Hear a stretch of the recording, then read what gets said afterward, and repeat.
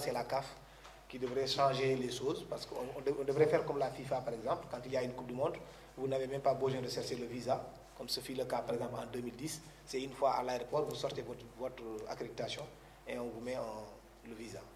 Comme d'autres pays comme la Russie, vous avez eu la facilité avec laquelle les autorités russes nous ont permis d'obtenir notre visa sans pourtant même se déplacer. Nous sommes allés les voir, ils nous ont demandé de collecter l'ensemble des passeports et venir les déposer. Cette fois-ci, nous avons voulu faire la même chose, mais ce n'était pas possible, pour la raison que je viens tout simplement d'avancer. Pour le dernier point que j'aimerais aborder, c'est notre rencontre avec Aliou Cissé, le staff technique et le staff de communication. Parce que lors de cette rencontre, il y avait moi-même, je suis parti avec le secrétaire général Ahmadou Bamba Kassé et le chargé de l'organisation. Haroun n'était pas disponible en tant que vice-président.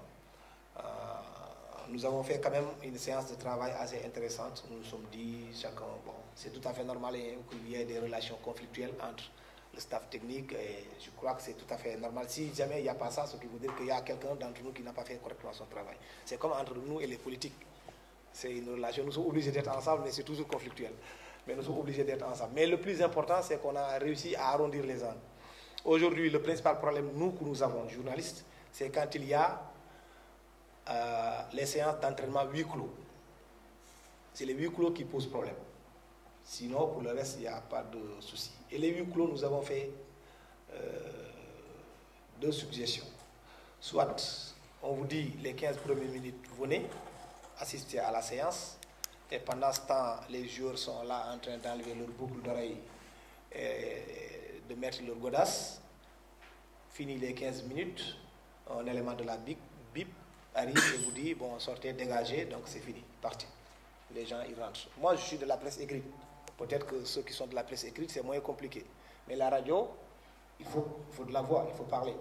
La télévision, il faut montrer. Si tu n'as rien à montrer, ça ne sert à rien du tout. Nous, mais quand même, on est là pour tout le monde. C'est pourquoi il faut quand même prendre en considération cet aspect-là.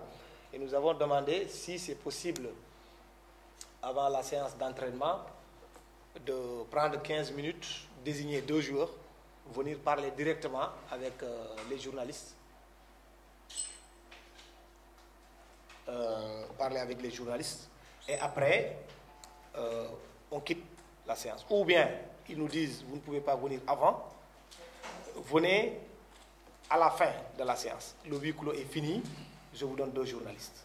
Mais aussi, lui, il nous a fait part qu'il y a souvent des journalistes, quand on désigne, par exemple, 2 joueurs, moi je peux venir, on dit, il y a aujourd'hui Sadio Mané qui parle, il y a Kalidou Koulibaly qui parle. Et bon, alors que toi, tu ciblais ce jour-là, tu ciblais Cheikhou Kouyaté. Tu passes derrière pour aller voir Cheikhou Kouyaté. Si ce plan-là, quand même, il faut qu'on s'accorde. Parce que je voudrais vraiment qu'on puisse travailler dans de bonnes conditions pour que ce qu'on avait vécu à Kalouga ne puisse plus se reproduire. Ça ne sert à rien, cet aspect-là.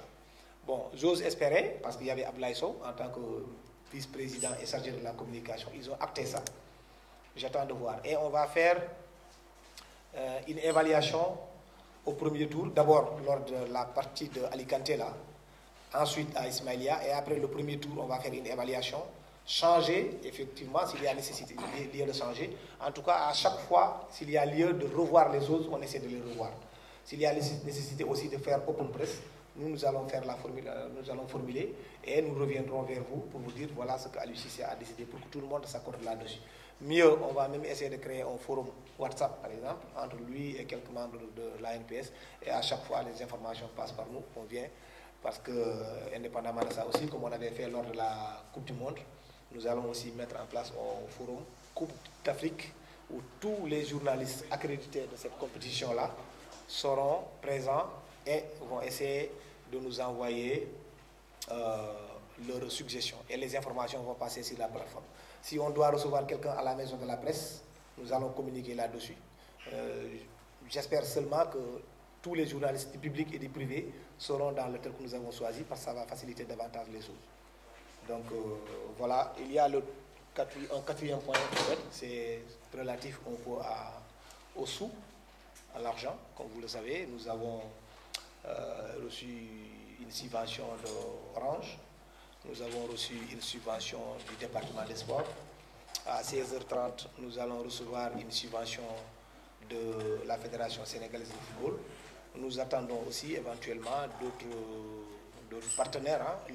Le premier partenaire de l'ANPS est ici en face de moi, Bara, qui nous a toujours permis d'organiser ici, dans notre maison, de faire les choses convenablement sans bourse déliée. Donc merci encore une fois, mon cher ami. Donc voilà les 4 points moi, que je voulais relever, et, tout en restant à vos dispositions, ou éventuellement s'il y a Baïsien ou Amadou Bamba Kassé, le secrétaire général qui vient d'arriver, s'il y a des précisions à faire, sinon on reste à votre disposition pour des questions. Mbaye ou quelqu'un. Si liggéey bu mu def, parce que comme ni ngeen ko xamee depuis 2002 Bamako ba léegi chaque fois bu équipe nationale Sénégal qualifié ci coupe du monde wala ci coupe d'Afrique dañuy faral di yónnee benn missionnaire lu ñu woowee éclaireur boo xam ne day dem ci dëkk bi nga xam ne moom moo war a accueillir compétition bi mu xool ban hôtel ak journalistes yi bu ñu ñëwee fan la ñuy war a mun a dal pour mun a liggéey correctement ren nag dafa am lu xaw a changé tuuti par rapport ak lu ñu doon def parce que c'est la première fois ñuy organiser compétition boo xam ne 24 équipes dinañ ci bokk donc compétition bi dina yàgg lu toll ni weer wala ak li ko ëpp rax ci dolli aussi mu ngi am ci dëkk boo xam ne lu ñuy woowee kaaraange dafa xaw a doy tuuti ñëpp doyul convenablement comme je veux dire mais donc ñëpp xam nañu lu xew Égypte moo tax nag d'emblée rek bu mu demee visiter li toll ni 5 hôtels ak ay appartements dañuy génnee li jëm ci appartement par exemple parce que appartement boo ko jëlee te amoo kenn ku lay nettoyer tous les jours nga war fa nekk pendant weer par exemple day jafe tuuti ci journaliste pour mu mun a def liggéeyam convenablement ba pare encore boo jëlee appartement daanaka te amul foofu fi ngay defaree ndekki amoo foofu fi ngay toggee añ loolu yëpp day jafe donc il faut nga yóbbaale ay kii pour nga mën a defar ndekki mën a defar añ et tout c'est très compliqué comme dëkk bu mel ni Égypte la te xam nañu Égypte aussi tourisme bi dafa xaw a développé bu baax dañu tànn rek hôtel ñu am nag ñaar yu proposition yu ñu indil ñaari hôtel yëpp wax naa leen fii te wax dëgg yàlla lu ñu proposé doy na suñu xel benn bi daf ñu proposé hébergement proposé ñu ci biir hébergement bi day am añ reer ak ndekki beneen bi proposé ñu hébergement seulement ak ndekki ñun nag dafa am lu ñu jotoon a dund en 2004 ak 2006 ci dëkku naar yi généralement soo ñëwee ci hôtel ak ñun suñu liggéey jafe-jafe yi ñuy jànkonteel par exemple mën nga dem seetaan benn match Sénégal mu nekk guddi boo ñibbisee match bi jeex 21h 22h nga ñibbisi li ngay xalaat mooy d'abord ñi nekk Ndakaaru il faut nga yónnee say papier donc doo tal lekk da ngay naan da ngay yónnee sam papier te généralement hôtel nag mënoo ko obligé naan da ngay ubbi hôtel bi ba minuit ba 1h du matin ba 2h moo tax nag ñun lu ñu gënal mooy journalistes yi ñu choisir hôtel boo xam ne suñuy fay dañuy fay juste lal bi ak petit déjeuner bi maanaam ndekki bi añ bi ak reer bi ñu bañ ko ci dugal ku mu neex nag mu xool fu muy añee parce que foofu ñëpp xam nañu añ bi aussi ak reer bi taxul mu jafee loolu su ñu demee nag comme ni ñu defee woon en 2017 yàlla dimbale ñu fekk fa ay sénégalais parce que day jafee lool séeréer yi nekk weer lekkuñu ceeb lekkuñu suppu kànja lekkuñu dara bu ñu fekkee sénégalais yoo xam ne dañuy togg lu ñu defoon en 2017 incha allahu rabbi dinañ def suñu kéemtulaay kattan pour jéem a reproduire lu mel noonu beneen aspect bi mooy ñëpp xam nañu aussi Sénégal bu jàllee premier tour dina am benn déplacement bu muy def benn match boobu rek lay war a def fële ca Suez diggante Caire nag ak Suez daanaka 135 kilomètres la donc foofu l'ANPS dina fexe ba trouver benn bus boo xam ne pour yóbbu journalistes yi ñu dem comme ni ñu defee woon Samara boobu jarul nga ñuy fanaan parce que 135 kilomètres moom yàggul mun nañ dem seetaani match bi quitter le Caire le matin par exemple dem seetaani match bi bu match bi jeexee ñu may journalistes yi lu toll ni par exemple 2 heures de temps wala 3 heures de temps bu ñu paree ñu jëlaat suñu bus ñu ñibbisi ñu fanaan Caire donc ce qui veut dire que su lépp jaaree yoon mun na am ñu toog Caire bi suñu entrée ba Sénégal moment bu muy jógee foofu loolu moo tax nag ñun tamit ñu jéem a aussi wut beneen kaaraange boo xam ne ci contrat bi parce que doo ñëw rek nga ne hôtel bi man damay ñëw di toog jour bi ma ñëwee ba final ba lu ñuy jéem a xamal suñu gars yi nga xam dañuy liggéey ak ñoom dañ leen di ne dafa am premier tour am huitième de finale am quart de finale am demi finale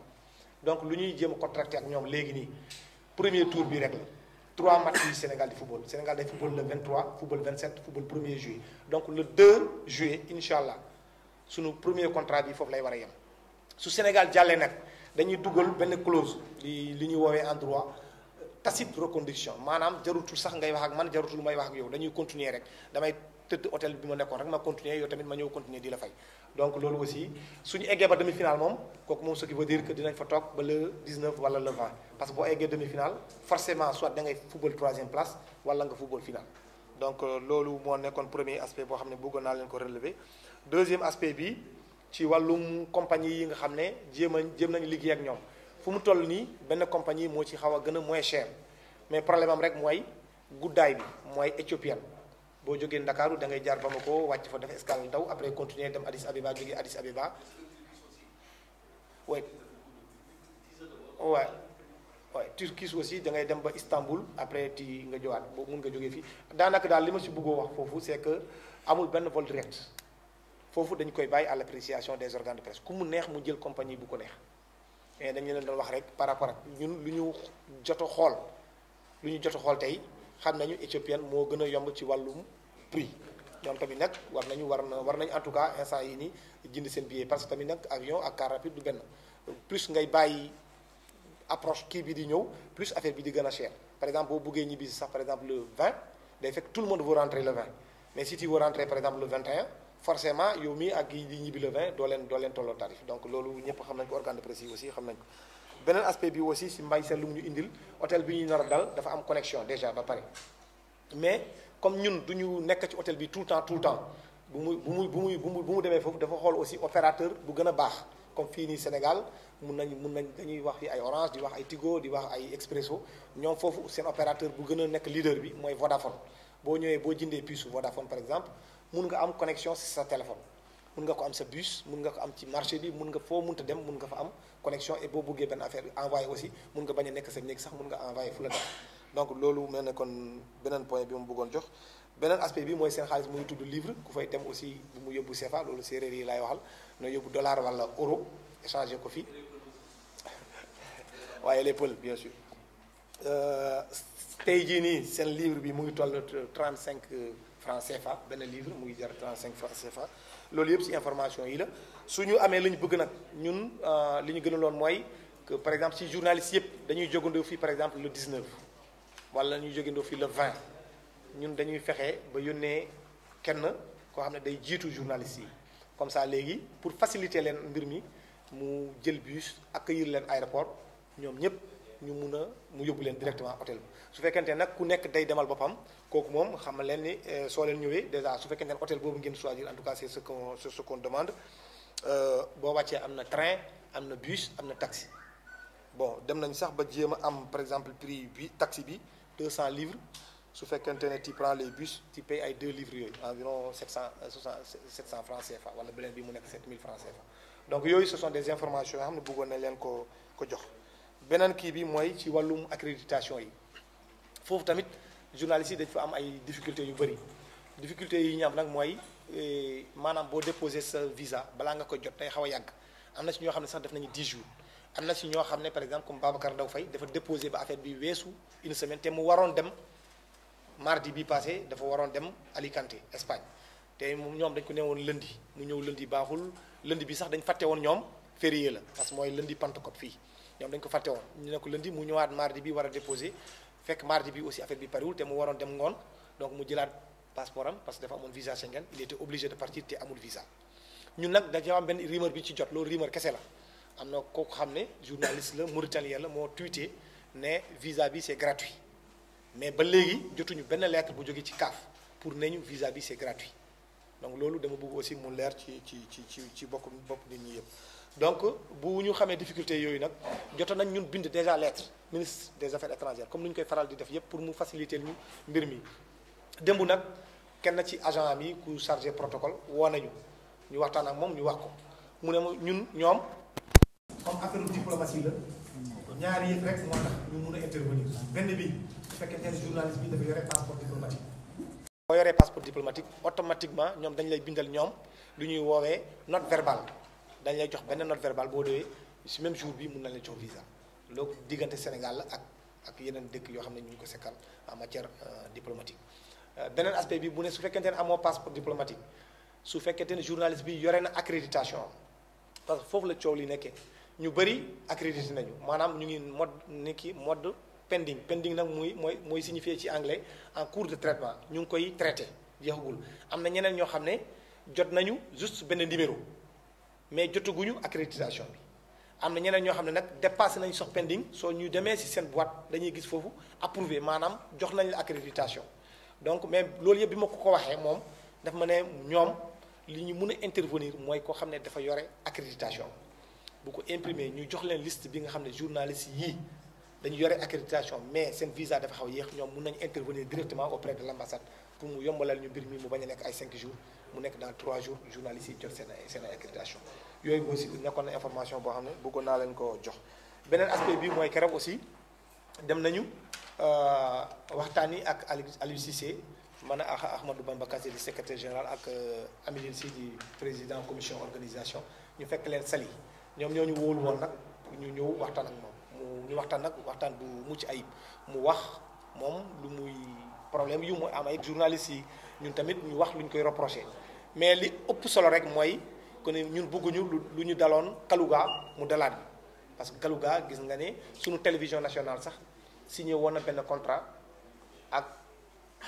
ak fédération sénégalaise de football ba désigner benn équipe boo xam ne demul sax pour couvrir dafa dem rek pour def benn documentaire boo xam ne ci biir kër kii Lions yi lay nekk finalement dem nañu ba ñëwaat jotuñu amuñu lu ñu bëggoon donc loolu day indi yenn saa yi ay problème entraîneur bi mun na yaakaar ne journaliste yi bëgguñu ko journaliste yi mun nañu yaakaar ne entraîneur bi moo warul def liggéeyam mais léegi en tout cas toog nañu waxtaan bu ku nekk xam lan la war a def am na ñaari proposition nag yoo xam ne def nañ ko parce que problème yi ñuy faral di am le plus mooy ci lu muy woowee moom huis clos mun nañu comprendre aussi journalistes yi mënuñu xëy rek dem le matin toog ci hôtel Lions yi suba ba jant soo loolu mënul nekk loolu moom mënul nekk il faut aussi que ça soit très clair wala mu ñëw mu ne tey man diw bugguma mu wax moom loolu moom moo ñu ko wax ñu ne ko mais boo ñu nee par exemple tey Sadio Mané du wax dañu bëggoon nga xamal ñu par exemple mun nañ désigner Bamba Kassé mu nekk suñu interlocuteur directement ak Kara Thioune di nekk interlocuteur am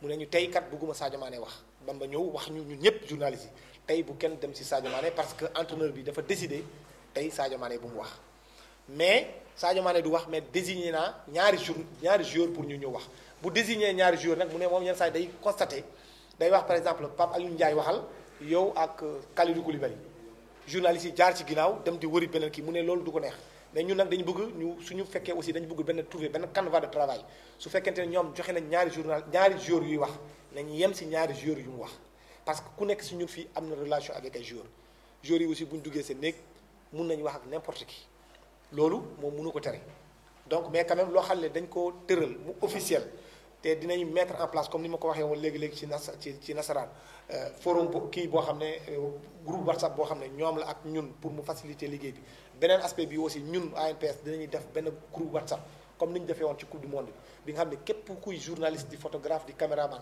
dem ci coupe d'Afrique bi dinañ duggal sa tur sa numéro là-bas foofu noonu ci groupe bi comme ça information yépp ñu jox la ko parce que dañuy installer lu ñuy woowee maison de la presse suñu waree invité Augustin Senghor nga xam ne tey kat Augustin Senghor dañu koy invité suñu waree invité Aliou Cissé suñu waree invité Cheikh Seck suñu waree invité Kaloucha Baoulia maa ngi wax nii rek parce que mais mun nañ invité ak yeneen star donc loolu mooy maison de la presse bu ñuy kii le dernier point mooy ci wàllum koppar bon xam ngeen ne Orange dafa am lu ñu jot a jox xam ngeen ne aussi ministère des sports am na lu ñu jot a jox tey ci ngoon à 16h30 Augustin Senghor encore moom tamit dina am lu ñu jox ci wàllum subvention bi nga xam ne depuis 2002 ba léegi autorités yi ñu ngi ñuy accompagner ci wàllu woowu donc loolu yëpp nag dañuy fexe rek ba journalistes yi nekk dans de bonnes conditions de performance mais quand même damay rappeler benn mbir nekk ANPS du mus a remplacer organe de presse man Sud Quotidien laay liggéey ANPS du yóbbu journaliste Sud Quotidien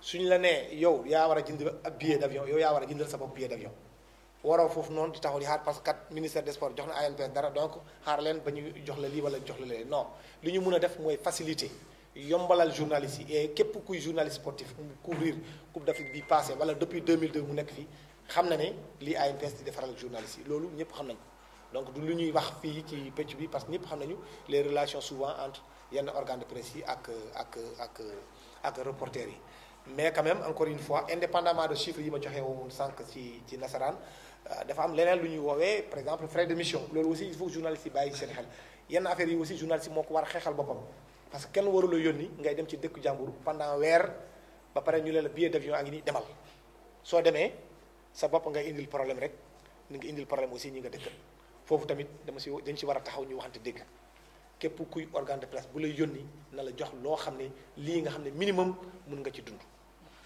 moo gën sinon boo fa demee tamit duñ la bàyyi ngay nekk di kii mais say mbokk rek ngay indil ay problème kooku tamit day wàññi sax sa personnalité day wàññi sa personnalité il y a un minimum requis pour journaliste nga xam ne dañ lay envoyé ci dëkk pendant 1 mois pour nga mun ko liggéey correctement loolu laa amoon pour ma kii leen léeg-léeg lii nag c'est un aspect syndical bon Bamba Kassé xam na ko tout le monde sait que mënuñu la jox lii nga xam ne añ reer ak ndekki rek te joxuñu la lenn loo xam ne mun nga ko téye te yaa ngi war a dem pendant 1 mois di bàyyi sa kër di bàyyi say njaboot si ginnaaw loolu laa amoon pour wax leen tey ci suba ma bàyyi leen aussi su fekkente ne am ngeen ay questions yoo leen di poser ngeen poser ko su fekkente ne samay naataangoo aussi yi nekk fii am nañu ay lu ñu war a yokk ñu yokk ngeen baal ma nag parce que olof bi c'est un pël qui parle olof.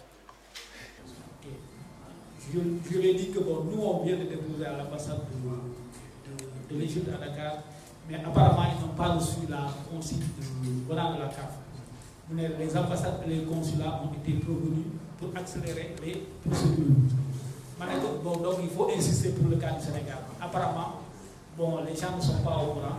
À Dakar, ils disent une semaine et la somme de 28 000 francs. Les gens ont payé, ont fait le nécessaire, ils attendent. C'est un peu l'échange que j'ai eu avec elle. Bon, les ambassades ont été briefées, les ambassades et les consulats. Apparemment, ce n'est pas le cas. Sinon, ils ne vont pas demander de payer. Si éventuellement le truc est gratuit. De toute façon, bon, je l'ai dit de mettre la pression sur l'ambassade du Sénégal. Au niveau de la CAF. C'est ça, c'est cette information-là. Comme l'a dit Abdelkam tout à l'heure, après son entrevue avec le ministre des Affaires étrangères, à propos des accréditations. Ça ici, par exemple, un journaliste qui a déjà reçu son accréditation avec son numéro d'accréditation et qu'il a déposé au niveau de l'ambassade. Donc pour lui, je crois que la procédure doit être beaucoup plus accélérée. Donc parce qu'on est dans le timing. Je ne sais pas de ce côté qu'est-ce que le ministère du Sport, du moins le ministère des Affaires étrangères va faire en collaboration avec la NPS. Bon, la deuxième question, c'est par rapport à l'arrivée au Caire. Parce que moi, je dois quitter en principe mardi prochain, le 18. Bon, je ne sais pas si en ce moment, il y a déjà une mission de la NPS qui sera sur place. C'est pour savoir s'il y aura quand même un accueil pour nous diriger vers le Caire. Le prix. Deuxièmement, la NPS est là pour assister, pour informer. Ce matin, pour les gens qui veulent aller trouver le visa, je pense dans les conditions, il y a ce qu'on appelle carnet de vaccination. J'ai une personne qui vous fait le carnet de vaccination à 1500 en 10 minutes. Et pour les réservations d'hôtel, grâce à Ahmed, il m'a filé quelques hier et il m'a fait une réservation en 22 minutes pour 5000 francs. Donc j'ai les contacts et tout. C'est normal. Parce que moi, c'est un pressé. Quelqu'un qui fait ça. Pour le billet d'avion aussi, les gens ont dit que tant que vous ne payez pas le billet d'avion sur place, on fait ça. On ne fait pas ça. Mais avec 5000 francs, c'était mon sec, qui a le numéro 77. Ce n'était même pas des membres du bureau du comité qui avaient pu trouver à l'ANS on l'a trouvé. Il s'agissait de Bakary Sissé, qui n'était même pas membre du côté et de notre ami Yacine Sam. Donc, merci encore une fois. Merci encore une fois, Hassan. Pour le cas de Hassan, je n'ai pas là la liste de... C'est hier que j'ai regardé, parce que quand même c'est facile, facile à faire. Vous allez sur Internet, vous n'avez même pas besoin d'aller dans une agence. Aujourd'hui, vous allez sur Internet, vous tapez Ethiopian Airlines, vous dites destination, vous quittez Dakar, aéroport Blaise Diagne, vous allez au Caire et vous donnez le montant. Vous allez dans n'importe quelle compagnie, c'est la même chose. C'est facilement vérifiable. Donc, comme je l'ai dit aujourd'hui, hier, le prix d'hier peut ne pas valoir le prix d'aujourd'hui. Ça ça change. Vous pouvez être dans un même avion avec quelqu'un, vous payez 300 000, la personne paye 600 000. Et vous êtes assis côte à côte. Dans le même avion. Ça, c'est quand même... pour les autres informations qu'il a données, je pense que les gens ont pris aussi bonne note. Je voudrais juste quand même rappeler, parce que je crois que Bamba avait fait même un communiqué allant dans ce sens-là, pour les pièces à fournir. On avait parlé d'un passeport en cours de validité, parce qu'il y a certains pays, si vous avez votre passeport expire dans 6 mois avant votre entrée dans le pays, ils vous demandent de changer de passeport. Donc ça, on l'avait précisé. Les autres pièces, c'est réservation de billets d'avion et d'hébergement. Ça aussi, c'est facile à faire. Normalement, bon, il est passé, peut-être que c'est 5 000 francs. Mais je vais essayer de te rembourser tes 5 000 francs. En tant que doyen, il n'y a pas de problème. Mais ça, quand même, je crois que tous les organes là auraient dû le faire. C'est facile à faire une réservation dans un pays ou bien faire... parce que réservation, vous n'êtes pas obligé de payer. Mais pour faciliter la tâche, il y a aussi des gens qui sont très disponibles par rapport à ça. Je crois qu'Amidine en connaît. Amidine en connaît. Il y a aussi, que Morbassine aussi est très outillé dans ce niveau-là. En tout cas, tout ce qui est TIC. Réservation d'hôtel, réservation de billets d'avion, les 28 000 carnets de vaccination, parce que c'est le plus important, je crois. Maintenant, là, si vous déposez, il y avait l'ordre de mission, mais je crois qu'en dehors de l'ordre de mission, si vous n'avez pas d'ordre de mission, vous pouvez déposer votre lettre d'accréditation, si vous disposez de la lettre d'accréditation. Ça remplace définitivement l'ordre de mission. Maintenant, la dernière question de Fantamadi. Le 18, je ne pense pas qu'il y ait en tout cas quelqu'un de l'ANPS qui sera là-bas le 18. Mais quand nous aurons terminé tout à l'heure, comme je l'ai dit, nous allons faire un petit débrief et on verra, dans tous les cas de figure, s'il y a nécessité effectivement, parce qu'on n'a pas encore booké, s'il y a nécessité de partir depuis le 18, pour vous expliquer, mais on vous communiquera le nom de l'hôtel et ça devient encore beaucoup plus facile. De toute façon, tu es au soleil, hein, il brille. Donc, tu peux aller directement au niveau de l'hôtel et en attendant, tu n'as que 24 heures. Le lendemain, voilà quoi. Si tu as besoin forcément que quelqu'un vienne te prendre à l'aéroport, nous allons essayer d'appeler la personne qui nous a... après, on va donner ces numéros-là et après tu les appelles pour qu'ils viennent te prendre à l'aéroport et t'amener directement à l'hôtel. Mais si ce plan-là est quand même grand, je crois qu'il y a beaucoup de choses qui sont aujourd'hui avancées. Vous donnez l'adresse, on vous a donné l'adresse exacte. Si vous voulez, prenez un taxi, vous prenez un truc, vous ne pouvez pas vous tromper. Si vous perdez, vous m'appelez, après je viens. On s'est parlé longuement hier. Mais ce qu'il m'a dit, c'est très clair. Il me dit, ils ne peuvent intervenir qu'à 2 niveaux. Le premier, vous avez un passeport diplomatique. Ils vous font une note verbale. À l'espace de 24 heures, vous avez votre visa. Parce que quand vous avez un passeport diplomatique, ça signifie qu'il y a quand même une raison pour laquelle on vous donne un passeport diplomatique. Bon, sauf Bara qui a bien sûr un passeport diplomatique, il est l'administrateur de la maison de la presse. Lui, il ne peut pas avoir de problème de visa. Il est aussi maire de Mewan. Mais si vous n'avez pas de passeport diplomatique, c'est l'accréditation. Je ne parle pas du numéro qu'on vous a envoyé, c'est l'accréditation. Si vous avez l'accréditation, c'est pourquoi j'ai dit, les gens qui ont des accréditations, qui ont déjà reçu l'accréditation, ils peuvent nous contacter. Nous, Bamba est là, et après, on fera la liste qu'on va acheminer directement au ministère des Affaires étrangères. C'est ça que j'ai dit tout à l'heure, peut-être que je ne me suis pas fait comprendre, pour essayer de faciliter. On leur dira quand même, parce qu'ils nous disent qu'ils ne peuvent agir qu'à ce niveau. Je lui ai même expliqué, bon, il y en a quand même d'autres qui attendent encore, parce que ça vient par contre. Il me dit, non, mais nous, on ne peut pas agir si quelqu'un n'a pas une accréditation. On ne peut pas agir si quelqu'un est en mode pending. On ne peut pas agir si quelqu'un a juste reçu approuvé. Il faut l'accréditation pour qu'on puisse agir. Transférer la copie directement. Après, on va envoyer une liste, par exemple, au département pour dire l'ensemble de ces journalistes-là, chacun d'entre eux a une accréditation. Donc, s'ils peuvent nous aider auprès de l'ambassade. Mais ça ne concerne pas tout le monde, encore une fois. Seuls les gens qui disposent d'une accréditation sont concernés. On va vous donner le numéro de Paris qui est à l'ambassade, qui est l'ami de Baïsen d'ailleurs. Et de très disponible. Et de Koumbadia.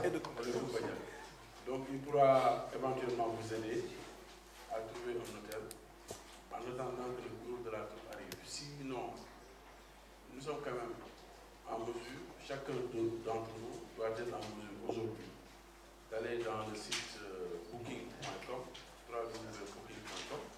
Vous entrez là-bas, vous pouvez réserver un hôtel dans n'importe quel pays du monde, sans garantie financière ni garantie de carte bancaire. Il faut aussi qu'on apprenne, les gens comme Fantamadi là, qui ont fait le tour du monde pendant 30 ans. C'est la vieille garde. Il faut que vous sachiez que c'est des outils qui existent. Donc voilà ce que je voulais dire. Allez à booking.com. Ça vous permettra d'avoir comment ça s'appelle, d'avoir une réservation, éventuellement la réservation du billet d'avion, vous pouvez le faire. Maintenant, je voudrais anticiper le président pour parler à ceux qui n'ont pas encore reçu leurs accréditations et qui m'appellent tous les jours. Je voudrais juste préciser que pour les accréditations de la Coupe d'Afrique, l'ANPS n'est pas un relais, soit mise à contribution pour dispatcher les accréditations. La situation de la Coupe du Monde passée n'est pas pareille avec celle de la Coupe d'Afrique actuelle. La seule entité en mesure de donner les accréditations, c'est la CAF. Ce qu'on a fait, c'est que lorsqu'on s'est rendu compte que les nouveaux demandeurs de Media Channel, parce que sans Media Channel, ça ne se t'accrédite pas.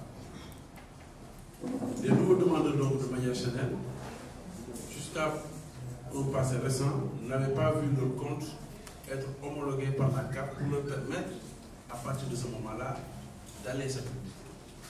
Nous avons essayé, comme l'a dit Hassan, nous sommes des facilitateurs, nous avons essayé d'entrer en contact avec la CAF pour essayer de faciliter à ces gens-là qu'ils aient la possibilité de s'accréditer. Il y a des gens qui étaient dans ce cas-là, le lendemain ou le surlendemain, ils ont reçu leur confirmation qui leur permet ensuite, qui leur a permis de s'accréditer. Il y en a d'autres, jusqu'à l'heure où je parle, qui ne l'ont pas reçu. C'est comme pour les accréditations. Il y en a qui, depuis, ils se sont accrédités, ça fait 3 mois, leur statut c'est toujours pending. Il y en a qui se sont accrédités il y a 1 mois et demi, ils ont déjà reçu leur accréditation. Et ça, c'est la CAF. Donc, c'est pourquoi l'ANPS, d'ailleurs, pour permettre aux uns et aux autres de ne pas dépendre de la réception de la lettre d'accréditation pour entamer les procédures de visa, pourquoi nous avons communiqué sur les conditions édictées par l'ambassade pour donner le visa à n'importe quel Sénégalais. Pour ne pas perdre de temps, ceux qui n'ont pas encore reçu leurs accréditations, moi je vous conseille d'aller quand même à l'ambassade, parce que vous pouvez déposer sans accréditation. Il faut aller déposer avec une ordre de mission. Mais ensuite, d'attendre d'avoir votre accréditation pour y aller. Parce que si vous n'êtes pas sûr aussi d'avoir une accréditation, ça ne sert à rien d'avoir le visa. Parce qu'arriver là-bas, même spectateur, je ne suis pas sûr, parce que nous avons déjà c'est très compliqué. Ça, c'est la idée de Maintenant, la troisième chose que je voulais dire, c'est par rapport au patron de presse et par rapport aux journalistes qui seront envoyés comme envoyés spécial. Les gars, l'Égypte là, avion là, c'est comme voiture. C'est aller-retour. Donc, vouloir prendre l'avion jusqu'à accepter d'être mis dans des conditions de précarité extrême, ça ne vaut pas la peine. Il y a un minimum pour qu'un journaliste puisse quitter un pays et aller dans un autre pays. Comme l'a dit le président, au sein de vos organes de presse, il faut réclamer au sein de vos organes de presse, si on vous envoie, réclamer ce qui est prévu par la loi. Si vous ne l'avez pas, déclinez. Parce qu'il y en a beaucoup qui font dans les trucs de facilité. Ah non, l'ANPS est là-bas. L'ANPS n'est pas là pour gérer des envois spéciaux. Chacun y va, il travaille pour son organe. Donc si on vous dit non, il y a le billet d'avion, bon, on prend 100 000 ou 200 000 là, ou 300 000, bon, vas-y, après tu vas te débrouiller. Si vous l'acceptez, attention, il ne faut pas l'accepter. Parce que si vous l'acceptez, vous allez avoir de grandes difficultés. Ça lui fait.